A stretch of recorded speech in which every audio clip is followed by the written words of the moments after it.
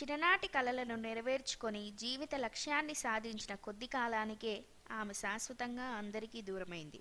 చిత్తూరు జిల్లాకి చెందిన యువ జడ్జి ఐశ్వర్య మరణం తీవ్ర విషాదం మిగిల్చింది. ఐశ్వర్య తండ్రి చంద్రగిరికి చెందిన రమణయ్య జిల్లా జడ్జిగా గతంలో విజయవాడలో విధులు నిర్వర్తించారు. ప్రేమ వివాహం చేసుకున్న రమణయ్య మల్లీశ్వరి దంపతులకు కొడుకు కూతురు ఉన్నారు.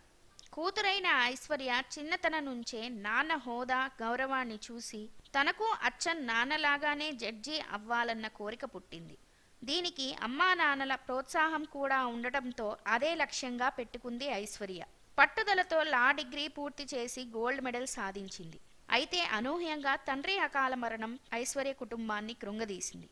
దీంతో ఐశ్వర్య తల్లిపైనే కుటుంబ భారం పడింది. అయినా ఇద్దరు పిల్లలను ఉన్నత స్థానంలో చూడాలన్న మనోధైర్యంతో పిల్లని చదివించింది. తల్లి నమ్మకాన్ని వమ్ము చేయలేదు ఐశ్వర్య. విపరీతమైన పోటీ ఉన్నా కష్టపడి రాత్రింబగలు చదివి 27 ఏళ్ల చిన్న వయసులోనే న్యాయమూర్తిగా నియామకమయ్యారు ఐశ్వర్య.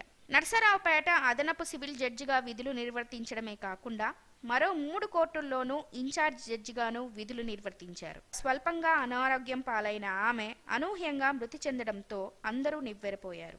ఉదయం లేచి తల్లిని టీ అడిగిన ఐశ్వర్య టీ తెచ్చే లోపే ఊపిరి ఆడక మరణించారు. కన్నబిడ్డ కళ్ళ ముందే చనిపోవడంతో ఆమె తల్లి గర్భశోకంతో విలవలలాడిపోయారు.